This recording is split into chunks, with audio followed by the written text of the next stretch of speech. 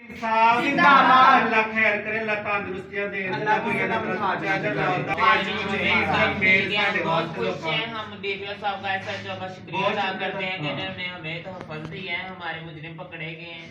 आप जरा